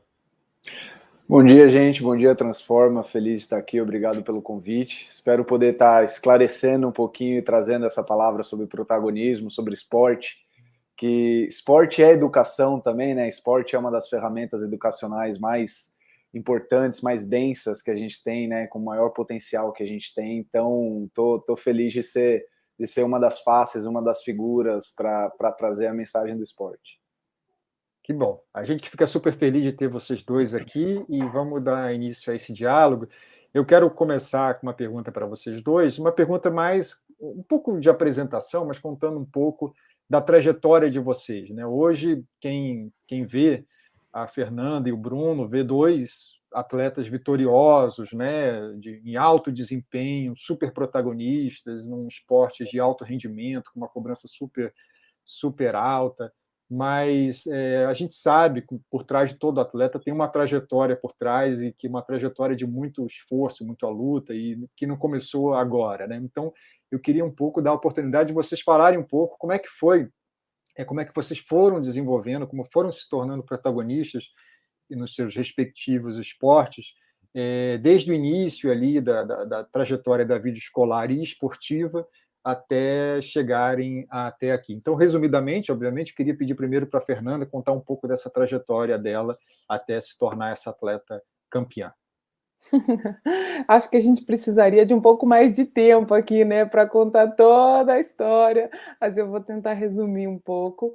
Eu sou gaúcha, como tu disse, de Porto Alegre, eu sou filha mais velha de 5 filhos, né, e assim, desde muito nova, eu fui bastante incentivada, né, como mais velha, a assumir responsabilidade, a ter lá em casa era muito pregado já esses valores, né, a gente fala de valores olímpicos, mas eles também podem ser muito utilizados dentro de uma família, então o respeito era muito cobrado, né, e a parceria entre os irmãos, assim. Então, eu acho que eu já vim trabalhando desde cedo o trabalho coletivo dentro da própria casa, né, administrando os meus irmãos, mas com 11 anos eu comecei a jogar voleibol na Sojipa, muito incentivada pelos meus pais, né, eu tive esse incentivo, esse estímulo dentro de casa, né, e depois foi meio sem parada, né, foi um caminho sem volta, né, de muito trabalho, de muitos treinamentos. Eu lembro de muito nova, já ter que aprender a lidar com os domingos, né, o almoço de família, o churrasco que o gaúcho tanto gosta. Eu já estava treinando, já estava abrindo mão e abdicando de coisas que naquele momento eram muito essenciais, mas a verdade é que os desafios, as adversidades, elas andam muito junto de nós atletas, né? Então, assim, desde cedo a gente tem que aprender a lidar com isso e fazer escolhas, né? As escolhas que eu fiz desde aquele momento era me dedicar plenamente ao esporte, era vencer aquelas adversidades, porque eu já, bastante nova, entendia o caminho que eu queria seguir.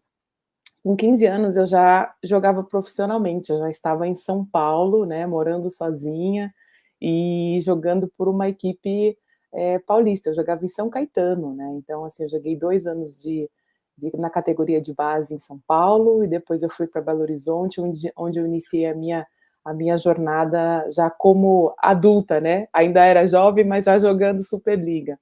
Então, assim, foram mais de 20 anos aí de carreira profissional, né, jogando e me dedicando inteiramente ao vôlei. É uma trajetória com bastantes sacrifícios, abdicações, mas quando a gente consegue conquistar um objetivo, quando a gente consegue alcançar uma meta e botar uma medalha no peito, parece não, o sentimento, né, que tudo faz sentido. É claro que, como a gente está falando aqui, não só de esporte, mas também de educação, que são 2 ferramentas muito poderosas e muito transformadoras, né, para a nossa sociedade, o desafio também de ir para a escola, de estudar, era bastante grande, né, porque não só o esporte requer esses sacrifícios, mas imagina tu treinar e tendo que estudar, né, mas foi um desafio também, que eu lembro que a minha mãe falava, tu vai para a escola, vai estudar, às vezes faltava meses de aula, porque estava em centro de treinamento, estava preparando para alguma competição, e eu falava, mãe, quem sabe, né? Me dá uma folguinha, vai para a escola, vai estudar, e assim, eu tenho bastante orgulho, assim, de nunca ter aberto mão dessa parte tão importante também, sabe? E tendo o apoio, né, como estamos aqui hoje falando com professores, os meus professores foram essenciais e foram os meus maiores incentivadores nesses momentos de dúvida também, sabe? Porque eles compreendiam quão era difícil, tão jovem, tá treinando, tá competindo, tá viajando, mas eu tinha esse apoio também dentro da escola de grandes parceiros para me ajudar a me formar e a concluir os meus estudos. Perfeito, Fernanda. Guarda um pouquinho, a gente quer ouvir mais daqui a pouco sobre essa relação da escola, de um atleta, informação Perfeito. com a escola, mas agora eu passo a palavra para o Bruno. Bruno, algo familiar aí nessa trajetória? Como é que foi a sua trajetória? Tudo, basicamente tudo familiar nessa trajetória. Eu até estou me perguntando se eu sou atleta de vôlei agora, porque o caminho ele é muito parecido, né? A escalada rumo à performance, quando você é uma criança ali, você é um pré-adolescente, você decide começar no esporte, né? Eu comecei minha carreira competitiva aos 11, foi quando eu me federei e comecei a participar de competições oficiais. Essa escalada, essa caminhada, ela é marcada por tomadas de decisões constantes, né? É sempre essa decisão justamente se você vai se você vai precisar atrasar a prova para participar de uma competição, se você vai precisar ir ou não ir na aula, se você vai precisar ir ou não ir naquela balada, investir na vida social, né, ali que está se desenvolvendo mais ou menos ao mesmo tempo. Então, essa tomada de decisão é constante, por isso que, já trazendo um pouco para o assunto do protagonismo, né, é por isso que é tão importante você ter líderes e você ter pessoas que possam te instruir nesse momento, como é o papel dos professores, dos pais, dos educadores físicos, e justamente para ensinar essa criança, ensinar esse adolescente a fazer essa tomada de decisões e, vez após vez, você tomando as decisões certas, você tomando decisões compatíveis com o seu objetivo, você consegue chegar aonde a Fernanda chegou e aonde eu ainda estou tentando chegar, né? Que é estar ali no topo do pódio. Muito obrigado, Bruno. E deixa eu então começar a falar um pouco mais com vocês sobre a relação de vocês com a escola, né? Enquanto estavam se formando como atletas. A Fê já começou a falar um pouco, né? Mas eu queria que vocês explorassem um pouco mais, começando de novo com a Fê Garay. Assim, às vezes a gente vê histórias, né? Como jornalistas relatamos histórias de pessoas que tiveram que praticamente abandonar os estudos para se dedicar a um esporte. E, obviamente, hoje, inclusive, já que a gente está, finalmente, né, entendemos educação como um direito, isso já não é mais aceitável, né? Então, assim, baseado na experiência de vocês, eu queria que vocês contassem um pouco, assim, como foi essa administração do tempo da formação de um atleta, do tempo da escola, e que, talvez, ensinamentos ou que aprendizados vocês poderiam ter para que a gente refletisse mais sobre, né, jovens como vocês hoje, né, que queiram trilhar o mesmo caminho, mas que não se desviem, né, da escola para se dedicar a um esporte de alto rendimento. Então, baseado na experiência de vocês, obviamente, né, que é a experiência principal, eu queria ouvir cada um de vocês, começando pela Fê Garay de novo. Antônio, tu sabe que eu e o Bruno temos, né, como ele mesmo disse, as histórias elas se parecem bastante, né? E com 11 anos nós dois nos destacamos, né? Agora tu imagina, com 11 anos, qual que é a maturidade que tu tem para administrar um desafio tão grande, né, de ter que estudar e já se dedicar ao esporte? Porque a verdade é que uma vez que nós entramos para o esporte, né, e as coisas começam a acontecer, a gente se destaca, as oportunidades vêm, também vem uma série de cobranças e de exigências, porque o esporte requer dedicação 100%, né? Profissionalmente, sem dúvida nenhuma, mas assim, já com tão pouca idade, a gente já começa a fazer escolhas, infelizmente, né? E assim, infelizmente ou felizmente, porque é uma oportunidade, né, de estar no esporte, de estar praticando algo desafiador, mas ainda assim, para se destacar é bastante exigido de nós, né? Então, assim, muitas vezes é bastante complicado você fazer. Eu lembro que as escolinhas, né, de vôlei eram na parte da tarde, então eu estudava pela manhã e a parte da tarde eu estava toda no clube. Quando que eu ia estudar? Os desafios começam bastante cedo, né? Mas, assim, foi fundamental, como eu disse, o apoio da minha família e dos professores, porque é importante que a gente entenda que não é preciso fazer uma escolha neste momento, não existe, não é uma opção, não pode ser uma opção, ou jogar ou estudar. É preciso que a gente tente ao máximo caminhar com os dois caminhos, né? Mesmo que em algum momento, né, precise se dedicar mais para um ou para outro. Eu lembro que durante a pandemia eu participei de algumas lives com meninas bastante jovens e grupos fechados, assim, e a maior pergunta que eu respondia era justamente sobre isso: como é que tu estudava e jogava? Então, assim, é um desafio que bastante jovem, esses adolescentes já percebem, mas é preciso ter bastante apoio, muita motivação, porque é muito importante que a gente tenha essa base escolar, né? E quando eu falo base escolar, é o ensino médio, o ensino fundamental, que é fundamental. Claro que partindo para uma faculdade o desafio é ainda maior, né? Eu, particularmente, não consegui me graduar e eu espero, nesse momento, começar agora, já estou planejando isso. Mas eu falo assim que eu me senti por muitos anos muito orgulhosa, porque infelizmente muitas das minhas companheiras não conseguiram nem concluir o estudo.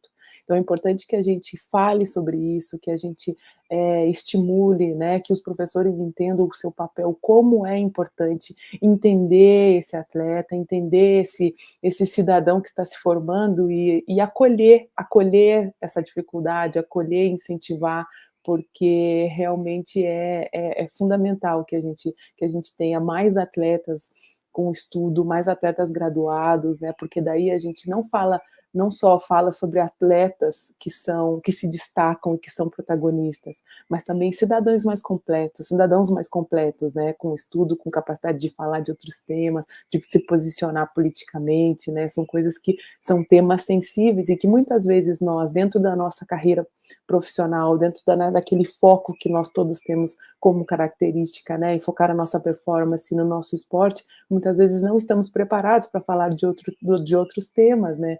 Então, neste momento, eu comprovo essa necessidade da gente poder abrir o leque, estudar, se informar e estar atento a em vários aspectos da sociedade, das coisas que estão acontecendo ao nosso redor. Muito obrigado, Fernando. E você citou, né, essa questão da importância, né, claro, a gente está falando aqui de protagonismo, de que os jovens façam suas escolhas, mas como é importante, você falou uma coisa que tem tudo a ver com as discussões educacionais, Fernanda, que aconteceram, por exemplo, na reforma do ensino médio, que é uma reforma que propõe aumentar a possibilidade de escolhas, de trajetórias dos jovens.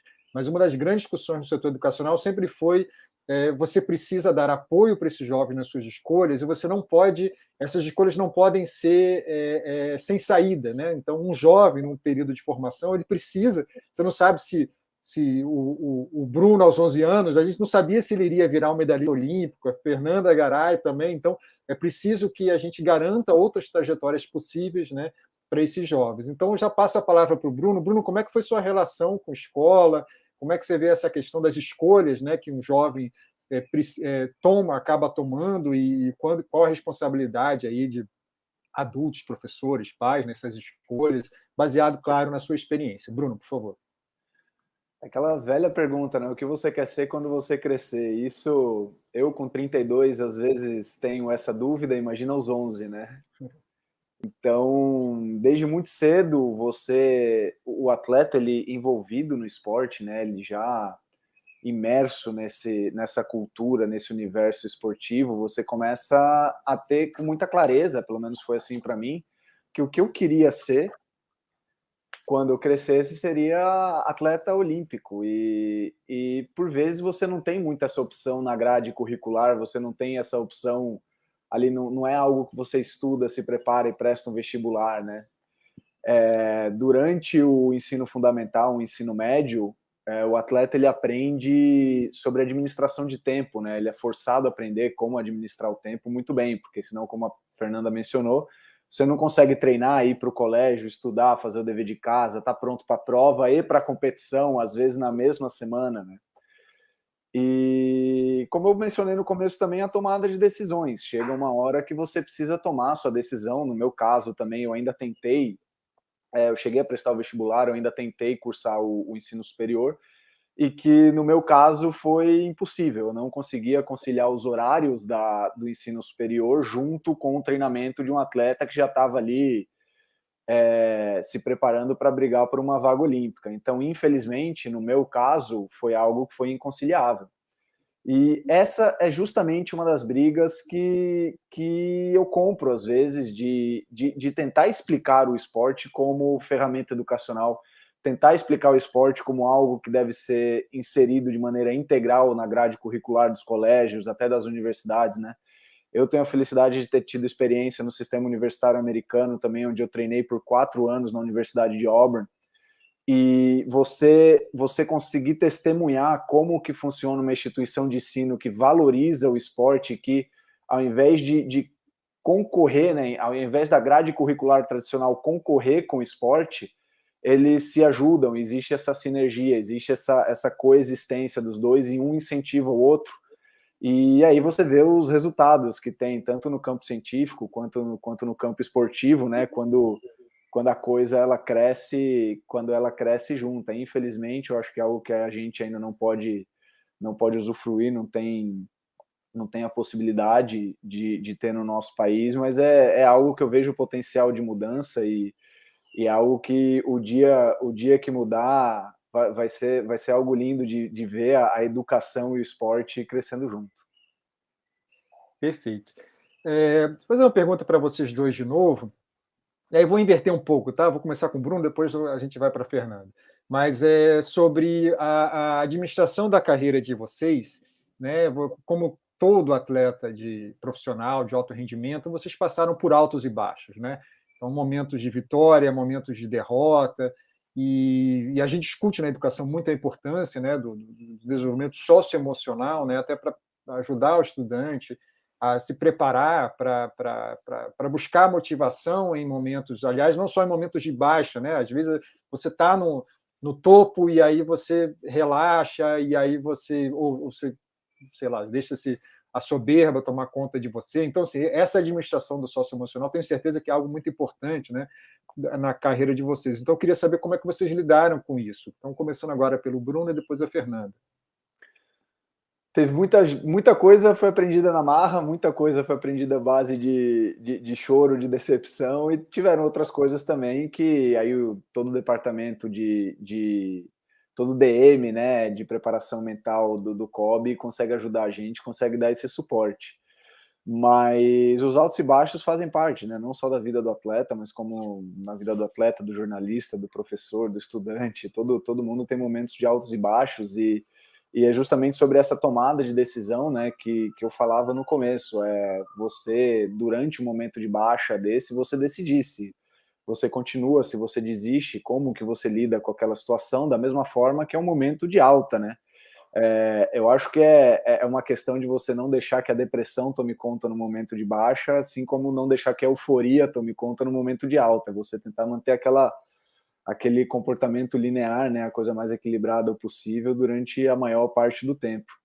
Mas é algo que eu até brinco, às vezes, falo que até atleta olímpico passa por isso também, né? Muitas vezes a gente é colocado no pedestal, tem toda aquela áurea do herói em volta da gente, mas somos pessoas comuns como qualquer outra, e os mesmos dilemas, os mesmos perrengues diários, e a diferença é que a gente dedica um pouquinho mais de tempo no desenvolvimento de uma habilidade específica.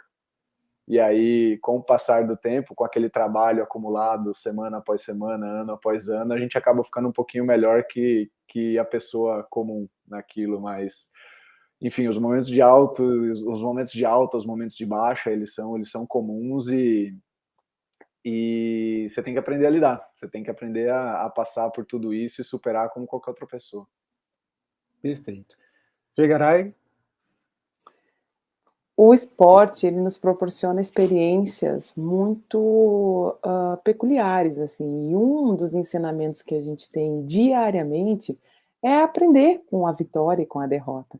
Muitas vezes a gente vence e significa que naquele momento a gente foi melhor, mas não significa que no próximo a gente vai ser, não nos garante nada para o futuro.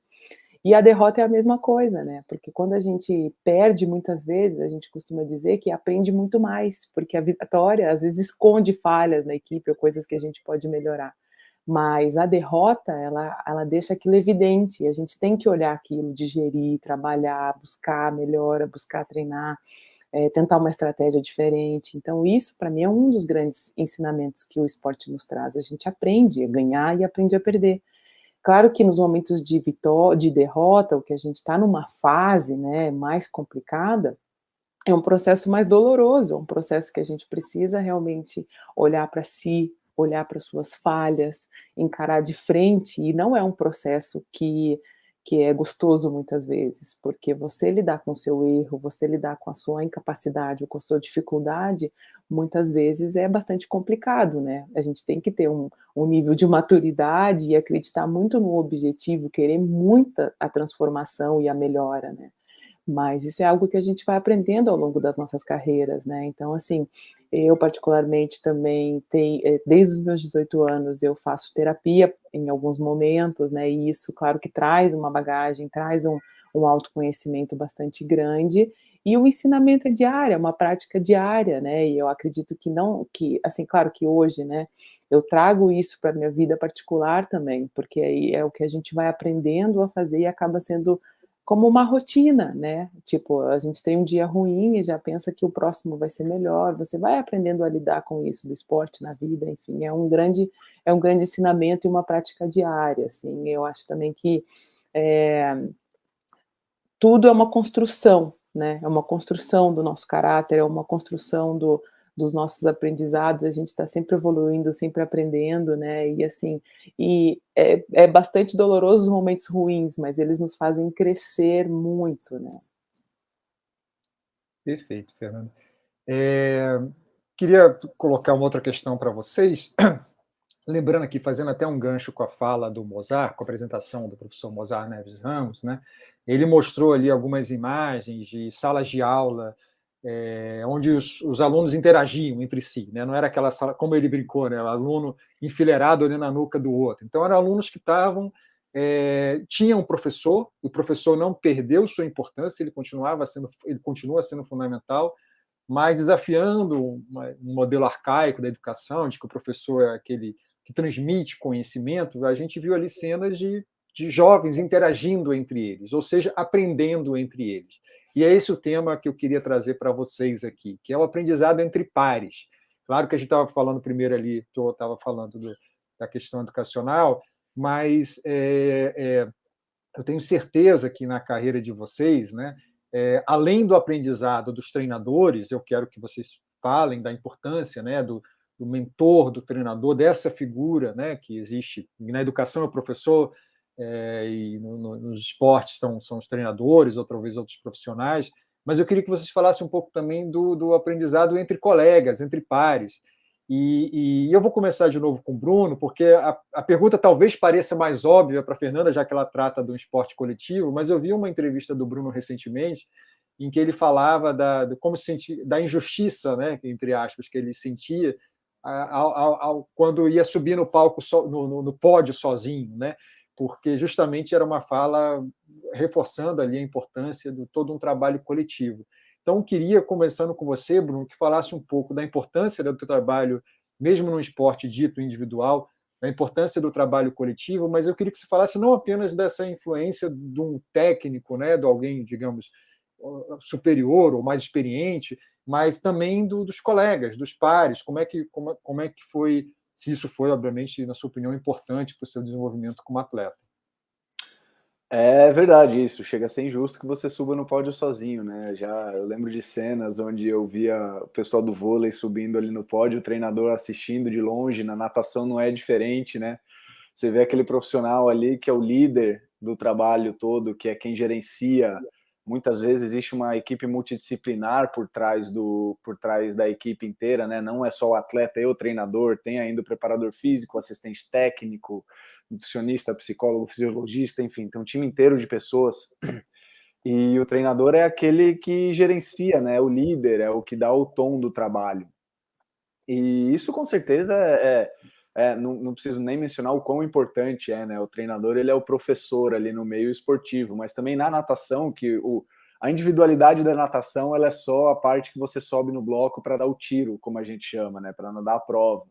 Mas por trás disso existe muita gente envolvida, inclusive eu sou um cara que eu treino sozinho, mas eu gosto de ter eventuais colegas de treino ali, né? Gente que eu convido de vez em quando para chamar junto, para me puxar no treino, para ter na raia do lado. Então esse trabalho, esse aprendizado, né, em pares que você mencionou na natação, ele é aquele lado a lado ali, aquela corrida, aquela competição diária que faz com que você queira melhorar, né? E eu acredito firmemente naquele conceito que algumas pessoas falam, que você não pode ser a pessoa mais inteligente da sala, né? No caso, você não pode ser o atleta mais rápido, o atleta mais forte ali no grupo. Você tem que ter sempre alguém que você está querendo alcançar. Você tem que ter sempre alguém que tá te incentivando a ser melhor, mais rápido, mais forte, mais concentrado, mais focado, enfim.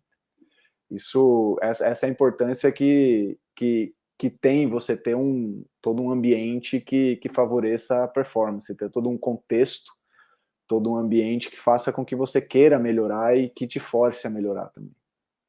Perfeito.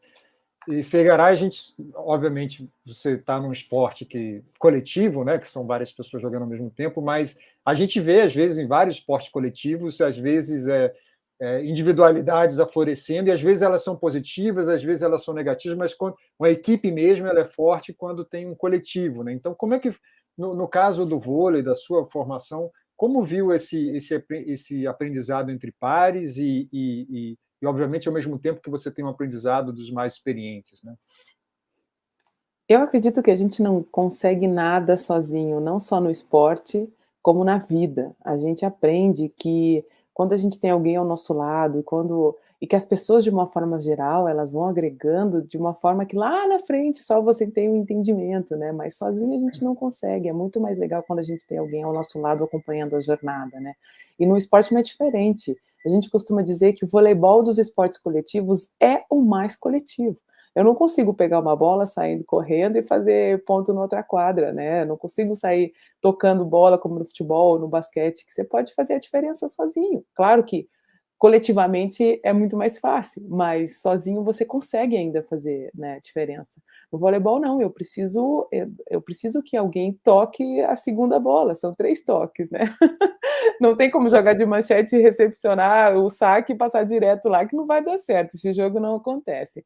Então é um grande ensinamento, né, saber que é um grande aprendizado, perdão, saber que eu preciso das minhas companheiras, né? E assim, as grandes equipes que eu participei e os grandes, né, os maiores títulos que eu conquistei, foi porque a equipe trabalhou coletivamente muito bem, né? A gente sabe que em algum momento ou outro, uma se destaca, a outra se destaca, mas a gente também está sempre jogando contra um adversário, o outro adversário é muito qualificado e está sempre tentando nos complicar. Então, às vezes, se o foco é não deixar a Fegaray jogar, a minha companheira do lado vai brilhar e a gente vai ganhar do mesmo jeito, né? E o objetivo principal vai ser alcançado.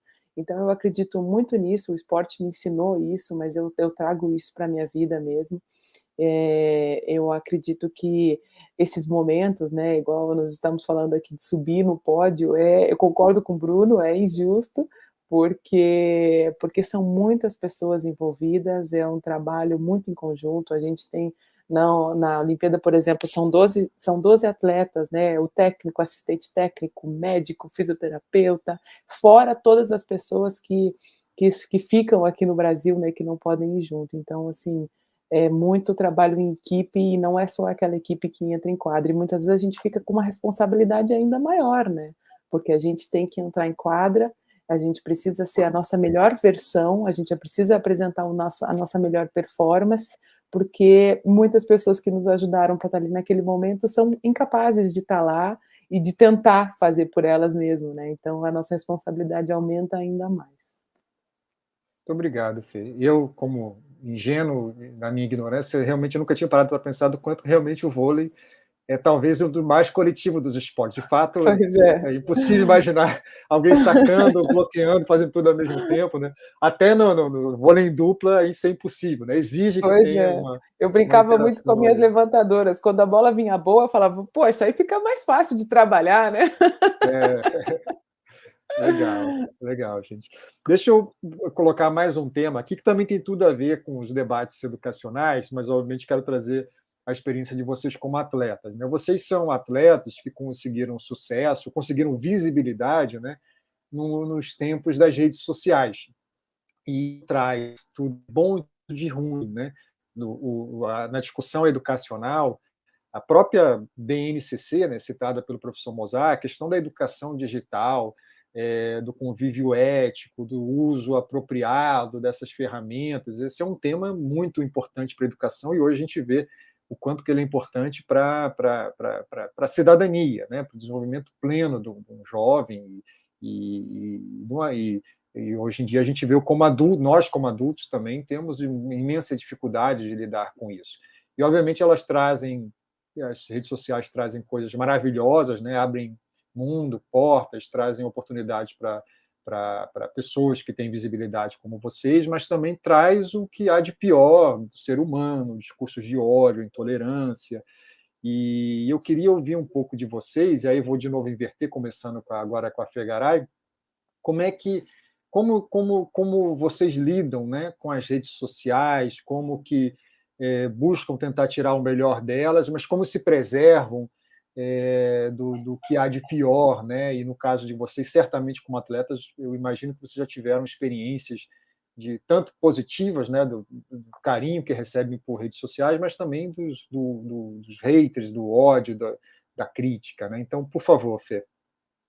A internet é uma ferramenta muito poderosa, né? E assim, durante essa pandemia, a gente descobriu o quanto ela pode ser usada também para coisas boas, né? O acesso, né? A continuidade do ensino através da internet, das aulas online, né? Assim, até mesmo o ensino à distância, que era algo, as faculdades à distância, que era algo assim que poucas pessoas achavam até mesmo válido, né? O interessante hoje é algo assim que tornou possível, né? Muito mais possível para muita gente. Eu vejo assim as pessoas ao meu redor o quanto estão mais abertas e receptivas a cursos online, a se graduar, né, com uma faculdade à distância. Eu mesma, né, tenho amadurecido muito sobre isso. Então, assim, é uma ferramenta poderosa, mas para os dois lados, né, tanto para coisas boas, haja vista nós estamos aqui, né, cada um na sua casa, cada um no estado, acho que o Bruno está nos Estados Unidos, se não me engano, né, e estamos aqui todos juntos trocando essa ideia e batendo esse papo, mas também para bastante coisas é também uma ferramenta poderosa. E muitos momentos, como tu disse, é necessário se fechar, se blindar. Eu mesma, por muitos anos da minha carreira, fui bastante resistente a redes sociais, eu tinha bastante dificuldade em compartilhar muitas coisas da minha vida, porque sou uma pessoa reservada. Mas eu entendi que também as pessoas me davam feedback do quão era legal saber do meu treino, saber do jogo, né? Queriam participar, queriam saber, e que essa troca de experiências também poderia agregar na vida de outras pessoas. Então eu fui me aprendendo e me permitindo compartilhar mais. Mas em muitos momentos eu me fechei também, momentos de competição, momento de, né, de concentração, momento que às vezes o meu foco não estava muito centralizado, eu evitava um pouco, porque eu acredito que isso de alguma forma pode tirar a nossa energia, né? Como eu falei anteriormente de vitórias e derrotas, na vitória você recebe muito feedback positivo, na derrota muitas críticas. E nós como atletas que já nos cobramos excelência o tempo inteiro, tu imagina a nossa própria crítica depois de um jogo ruim ou de uma performance ruim e reforçado por pessoas que muitas vezes não sabiam das tuas condições, não sabiam do que aconteceu ali naquele momento e faz uma análise, né, meio superficial, te julgando, te dando comentários negativos. Então, muitas vezes isso não é construtivo, né? Claro que ouvir críticas é importante também, a gente tem que aprender a lidar com isso, mas é preciso ter sabedoria e entender em qual momento, de que forma, né? Se isso vai agregar ou não. Então, realmente isso requer a prática, né? Eu acho que assim a gente vai aprendendo fazendo, né? Em alguns momentos você vai estar mais aberto, em alguns momentos talvez seja preciso nos fechar, mas é inevitável que a gente olhe essa ferramenta, a internet, as redes sociais como muito poderosas, assim, e se a gente quer, nós, né, que somos muitas vezes uma referência e um exemplo, como ela pode atingir de uma forma positiva, como a gente pode usar a nossa imagem e as nossas redes sociais de uma forma positiva, né, fazendo um contraponto muito essencial da quantidade de coisas ruins que a gente vê por aí também. Então, acho que a nossa participação, ela ganha um outro significado, né, e que bom que a gente pode fazer isso, é muito importante. Perfeito. Bruno, por favor. Você vê que tudo pode ter dois lados, né? Até algo tão grandioso e tão essencial quanto a inclusão digital, né?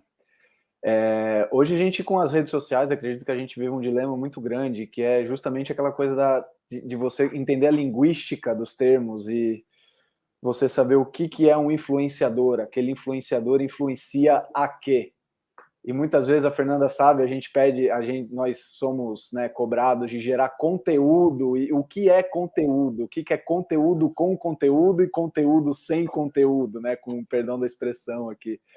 E a gente acredita que a gente esteja nesse caminho de aprender a usar as redes sociais, aprender a usar tudo isso que envolve a inclusão digital da melhor maneira possível, de uma maneira que beneficie o aprendizado, de uma maneira que beneficie a educação e que seja produtiva, né?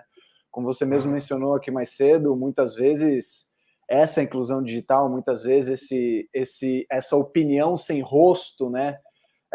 Esse texto sem um autor, sem uma assinatura, ele acaba sendo usado para fins, vou dizer, até maléficos aqui, né? Mas parte de nós, né? Parte de mim, parte da Fernanda, parte dos educadores, tentar liderar através do exemplo e tentar cobrar uma postura positiva, uma postura produtiva de quem faz o uso dessa voz, de quem faz o uso dessa plataforma, né? Eu mencionava mais cedo aqui com a Michelle, com a minha esposa, que a função social do atleta ela é justamente essa, é uma função de inspirar, de liderar, de servir de exemplo, de liderar através do exemplo. Então, parte de nós também, esse exemplo de como influenciadores, né? Eu acredito, pelo menos, que os atletas eles são influenciadores que têm, sim, muito a dividir, muito a passar, tem muito conteúdo, né? Tem histórias a contar e tem exemplo de sobra para poder liderar aí a sua comunidade, a sua sociedade, quem quer que esteja seguindo. Então, nós, como atletas, temos quase que a obrigação de mostrar qual que é o caminho a ser seguido, inclusive nesse universo de redes sociais. Perfeito.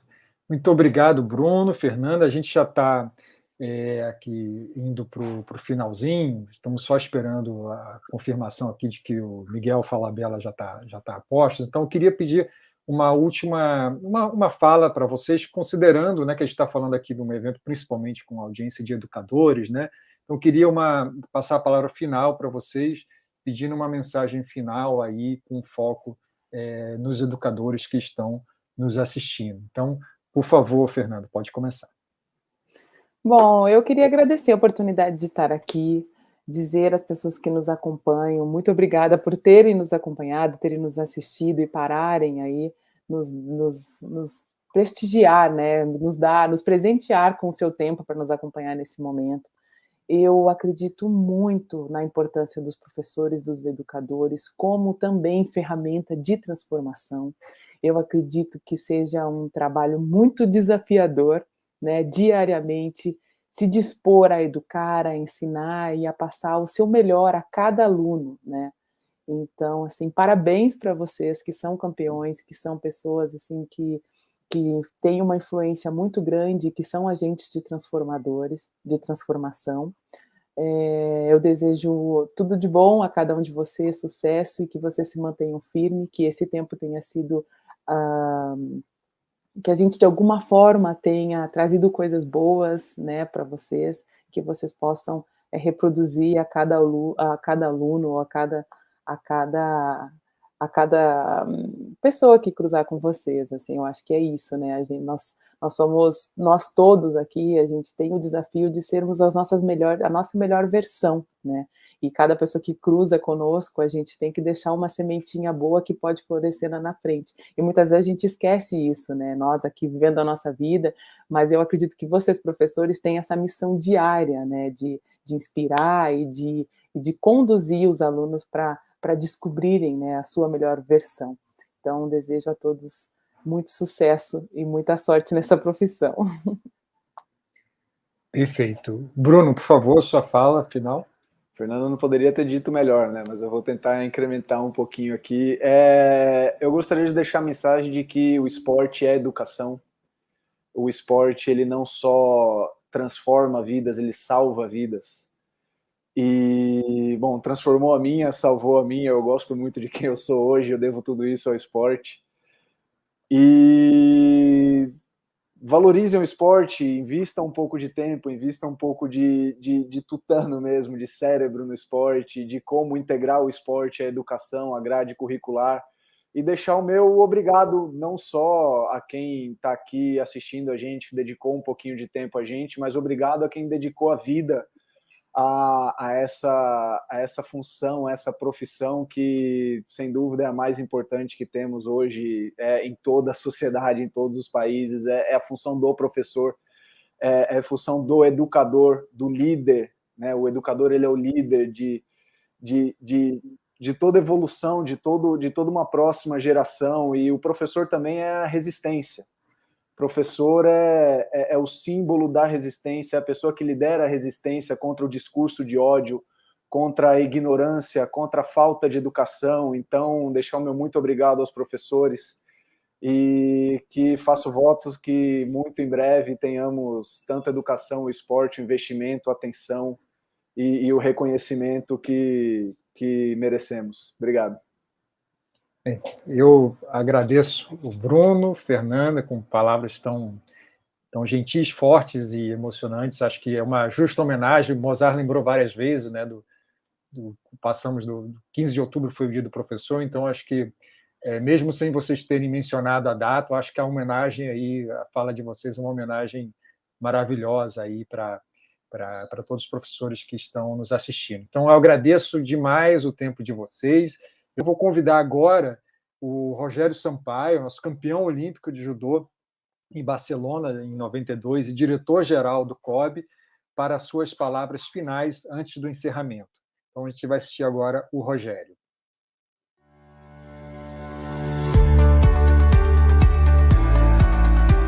Olá a todos e a todas. Esperamos que tenham gostado da terceira edição do evento Valores que Transformam. Todo o conteúdo Transforma, assim como esse evento, é pensado com muito zelo e carinho para vocês, educadores, que são a razão de existir do Transforma, que atuam como multiplicadores e transformadores no ambiente escolar. O COB trabalha, por meio desse programa, a fim de manter nossa relação com vocês cada vez mais próxima e sólida, colocando o esporte a serviço da sociedade. Gostaria de deixar meu agradecimento ao mestre de cerimônias e mediador, o jornalista Antônio Góes, aos palestrantes, professor Mozart Ramos, e aos nossos atletas olímpicos, Fernanda Garay e Bruno Fratos. Gostaria também de parabenizar todos os professores e educadores desse país. Para finalizar, convido toda a comunidade escolar a mergulhar em uma jornada olímpica conosco, por meio do curso Valores Olímpicos para a Vida. E a todos os integrantes e entusiastas do movimento olímpico, o COB também tem um curso para você, Valores Olímpicos para a Sociedade. Todos os cursos são inteiramente online, gratuitos e certificados pelo COB. Espero estar com todos vocês no ano que vem, na próxima edição do evento Valores que Transformam.